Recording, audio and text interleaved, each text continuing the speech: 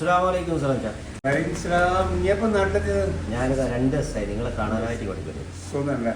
Hello, അസ്സലാമലൈക്കും, നമസ്കാരം. കൂട്ടുകാരെ സലാഹാണ്. ഞാൻ യാദൃശ്ചികമായിട്ട് നമ്മളെ കുട്ടികളെയും കൂട്ടിയിട്ട് ഇവിടെ ഈ മുനവ്വർ മദ്രസിൻ്റെ അടുത്ത് ഒരു ടർഫുണ്ട്. 2005 എന്നുള്ളൊരു ടർഫുണ്ട്. ആ ടർഫിൽ അവർ കളിക്കാനുണ്ട് എന്ന് ഞങ്ങളീ കൊണ്ടുപോകണം എന്ന് പറഞ്ഞാൽ അവരെ കൂടെ വന്നതാണ്.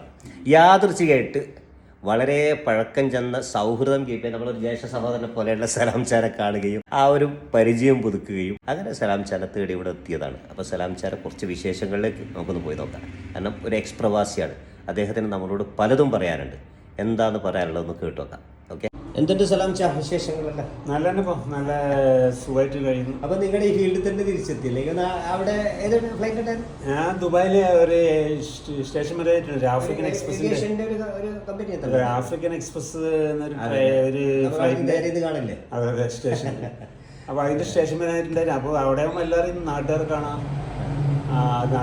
അവിടെ സഹായിക്കാം. അത് ആംബിയൻസിന് വേണ്ടിയിട്ട് അവിടെ ഒരു ഓഫീസ് തുടങ്ങി. ഞാനൊരു കാര്യം പറയാം. നമ്മുടെ നാട്ടിലുള്ള പല ട്രാവൽസുകാർക്കും യഥാർത്ഥ പ്രവാസിയുടെ പ്രയാസങ്ങൾ അറിയില്ല ചില വിഷയങ്ങൾ. പക്ഷെ നിങ്ങൾക്കത് 100% ഉൾക്കൊള്ളാൻ പറ്റും. കാരണം നിങ്ങൾ വർഷങ്ങളോളം പ്രവാസിയാണ്. പ്രവാസിക്ക് അപ്പുറം ഞാനൊരു എയർപോർട്ടിൽ ജോലിയില്ല. എയർപോർട്ടിൽ സ്റ്റാൻഡിലെ പാസഞ്ചർ അറിയും, അവരുടെ വിഷമങ്ങള്, അവരുടെ വിസ പ്രശ്നങ്ങള്, ഇമിഗ്രേഷൻ പ്രശ്നങ്ങൾ, അതൊക്കെ അറിയാൻ പറ്റും. ഒരു പുതിയൊരാൾ പോകുമ്പോൾ എന്തെല്ലാം വിഷയങ്ങൾ എന്തെല്ലാം വേണ്ടി വരും എന്നെല്ലാം അവർക്ക് ഒരു അഡ്വൈസ് കൊടുക്കാൻ പറ്റും. എന്തൊക്കെ ചെയ്യുന്നുണ്ട് സാച്ച?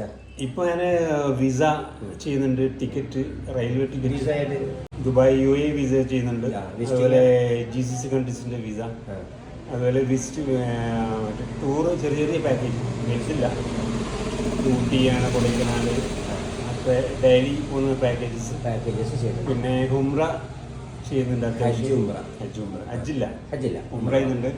പിന്നെ railway ticket, bus ticket, flight ticket ഒക്കെ ഒരു യാത്രക്കാരനെ മാതിരി അതുപോലെ നിങ്ങളുടെ പെപ്പ് ഉണ്ടാവും. നിങ്ങൾക്കിപ്പം തൃക്കരിപ്പൂര് വിട്ട് പുറത്തേക്ക് എവിടെ പോകണമെങ്കിലും നമുക്ക് ഗേറ്റ് വേ ട്രാവൽസിൽ ബന്ധപ്പെടാൻ അങ്ങനെ അവരുടെ ഇപ്പൊ സപ്പോസ് ഒരു തത്കാൽ ടിക്കറ്റ് കോഴിക്കോടേക്ക് പോകണമെങ്കിൽ പറ്റും. സുലഭ്, അപ്പം ഈ ഇടയ്ക്ക് ന്യൂസ് എല്ലാം ന്യൂസ് നല്ല വൈറലാണ്. എല്ലാ ന്യൂസും ചെയ്യാൻ പറ്റില്ല വളരെ നന്നായിട്ട്.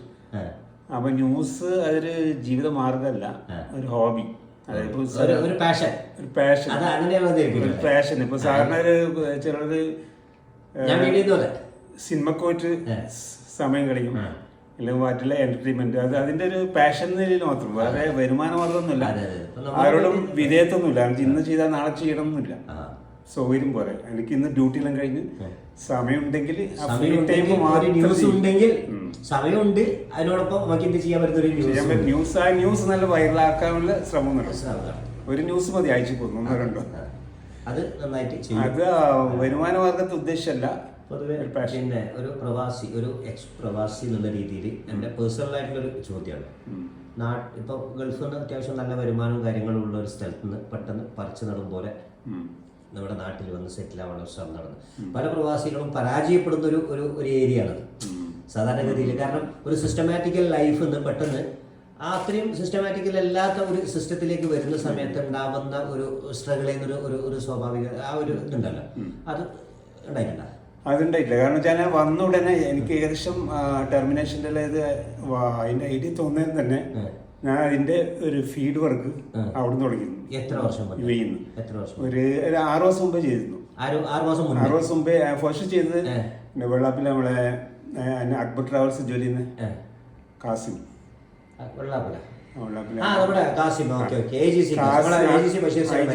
ഒരു ഐഡിയ അക്ബർ ട്രാവൽസുമായിട്ട് ബന്ധപ്പെടാനും പോർട്ടലൊക്കെ അപ്പൊ അവിടെ തുടങ്ങി.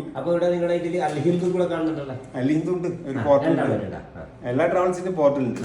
അപ്പൊ എനിക്ക് വന്നിട്ട് അങ്ങനെ ബോറായി തോന്നിയില്ല. വന്ന് ഇവിടെ എത്തി ഉടനെ നെക്സ്റ്റ് ഡേ തന്നെ ഇതിന്റെ വർക്കായി. ഇതുവരെ ഒരു ഫ്രീ അല്ലെങ്കിൽ നാട്ടിൽ വന്നിട്ട് റെസ്റ്റ് പോയിട്ടില്ല. അതിന്റെ തെളിവാണ് ദുബായിന്റെ ഒരു മർഹബ സർവീസ്, ദുബായ് എയർപോർട്ടിന്റെ മർഹബ സർവീസ്. അപ്പൊ അതിന്റെ ലോഞ്ച് ഇവിടുന്ന് ഓൺലൈൻ ബുക്ക് ചെയ്തിട്ട് കൊടുക്കും. അപ്പൊ എമിറേറ്റ്സിൽ യാത്ര ചെയ്യണം. ക്രൈറ്റീരിയ എന്ന് പറയുന്നത് ക്രൈറ്റീരിയ അതിന്റെ മുൻഗണനയാണ്. ബാക്കി എയർലൈൻസിൽ യാത്ര ചെയ്താൽ മറ്റേ എയർലൈൻസിന് കൊടുക്കാൻ പറ്റില്ല, കൊടുക്കാം. അത് ഇതല്ലേ മറ്റേ ചെയർ പോലുള്ള അങ്ങനെയുള്ള സൗകര്യം ലോഞ്ച് കൊടുക്കാൻ പറ്റുമല്ലോ. ആ ലോഞ്ച് കൊടുക്കാം. ലോഞ്ച് കൊടുക്കാൻ അതിന്റെ പേയ്മെന്റ് ഉണ്ട്. പേയ്മെന്റ് എടുത്തിട്ട് ചെയ്യാൻ പറ്റും. ഓക്കെ. അപ്പൊ ഇത്തരം സാഹചര്യം കാരണം ചിലപ്പം ഈ വിസിറ്റിംഗ് എല്ലാം പോകുന്ന പ്രായമുള്ള ആൾക്കാർക്കൊക്കെ ഇത്തരം സൗകര്യങ്ങൾ ചെയ്തു കൊടുത്താൽ കുറച്ചുകൂടെ ഇതായിരിക്കും. മറ്റിപ്പോ സാധാരണ നമ്മുടെ നാട്ടിലുള്ള മറ്റു ട്രാവൽസുകൾ എന്ന് പറഞ്ഞാൽ ടിക്കറ്റ് മാത്രം കൊടുക്കും. ടിക്കറ്റ് മാത്രം. എന്നാൽ നിങ്ങളുടെ ആളുടെ ആരോഗ്യം പരിഗണിച്ചിട്ട് ഇന്നത് വേണോ ഇന്നത് വേണോ. ടിക്കറ്റ് മാത്രമല്ല, അതിന്റെ ആ ഒരു ഫോളോ അപ്പ് ഒരു യാത്രക്കാരനെ പോലെ ആള് കൂടെ തന്നെ സഞ്ചരിക്കും. അവിടെ ഇറങ്ങുന്നവരെയും വരുന്നവരെല്ലാം അങ്ങനെ ഒരു പാഷനായിട്ട് അങ്ങനെയാണ് അവരുടെ സൗകര്യങ്ങളൊക്കെ അറിഞ്ഞ്. വെറും ടിക്കറ്റ് കൊടുക്കൽ മാത്രം ഇഷ്യൂ അല്ല. കാരണം രാത്രി ചിലപ്പോൾ ഫോൺ വരും, എയർപോർട്ടിൽ സ്റ്റാൻഡ് ആയിട്ടുണ്ട്, ഉടനെ ഡമ്മി വേണം, അല്ലെങ്കിൽ അതൊക്കെ ചെയ്തു കൊടുക്കുന്നുണ്ട് നന്നായിട്ട്. പിന്നെ നാട്ടിൽ വന്ന പ്രവാസി എന്ന നിലയിൽ എനിക്കൊരു ഉപദേശമുള്ളത്, നാട്ടിൽ നിന്ന് ഇപ്പം ക്യാൻസലായി വരുന്നുണ്ടെങ്കിൽ ഫസ്റ്റ് തന്നെ ഇൻട്രസ്റ്റിലെ താല്പര്യമില്ല സ്ഥാപനങ്ങൾ മാത്രം തുടങ്ങുക. ആരെയും ഷെയർ കൂട്ടുക അല്ലെങ്കിൽ അതിൽ ഇൻവെസ്റ്റ് ചെയ്തു എന്നും പറഞ്ഞാൽ വിശ്വസിക്കാൻ പറ്റില്ല. അവനൊരു ചെയ്യാൻ പറ്റുന്നത് ചിലപ്പോൾ ഒരു 100 പേർക്കും ഡെയിലി കിട്ടില്ല, എന്നാലും അത് മതി, സമാധാനം ഉണ്ടാവും. അതാണ് ഇൻവെസ്റ്റ് ചെയ്തിട്ട് നഷ്ടപ്പെടുന്ന എത്ര പേരുണ്ട്? ഇഷ്ടംപോലെ. ഗൾഫിൽ അവർ അറിയില്ല ഇവിടുത്തെ ഇൻവെസ്റ്റേഴ്സ് നടത്തിയിട്ട് പൈസ വാങ്ങും. അല്ല, പലരും അങ്ങനെ ഇൻവെസ്റ്റ് ചെയ്യാനുള്ള ഒരു താല്പര്യം എടുക്കുന്നത് സലാം ഷാ അവർക്ക് സ്വന്തമായി ചെയ്യാനുള്ള ഭയം കൊണ്ടാണ്. അത് നിങ്ങൾ പറഞ്ഞ ഒരു കാര്യമാണ്. അവരവര് ചെയ്യാൻ പറ്റുന്നത് എന്താണോ അത് ഏറ്റവും ചെറുതായാലും സാറിന്റെ വലുതായാലും സാറില്ല, അവന്റെ ആ ഒരു മാൻ പവറിന് ചെയ്യാൻ പറ്റുന്ന അല്ലെ. എല്ലാവർക്കും ഒന്നും ചെയ്യാൻ കഴിയില്ല, എല്ലാവർക്കും എല്ലാം ചെയ്യാൻ കഴിയില്ല. ഓരോക്കെ ഒരു പാഷൻ ഉണ്ടാവും. അതെ അതെ. നിങ്ങളിപ്പോ ട്രാവൽസ് എന്ന് ട്രാവൽസ് അതിനെ വലുതാക്കുക, അതിന്റെ ആ ഒരു ഡെവലപ്പ് ചെയ്യാം ആ കഴിവിനെ. ഇല്ല മറ്റുള്ളവർ ആടെ ഹോട്ടൽ തുടങ്ങി ഇത് ജെല്ലർ തുടങ്ങി എന്ന് പറഞ്ഞിട്ട് പോയാൽ ചിലപ്പോൾ കംപ്ലീറ്റ് വീണാ പിന്നെ എണീക്കാൻ പിന്നെ എല്ലാവർക്കും ബാധ്യതയാവും. പ്രവാസികളുടെ പല കഥകളും പല കാര്യങ്ങളും നമ്മൾ കാണുന്നതും കേൾക്കുന്നതും. പ്രവാസികൾ വളരെ പാവങ്ങളാണ്. അതെ, അവർക്കൊന്നും ചെയ്യാൻ അറിയില്ല.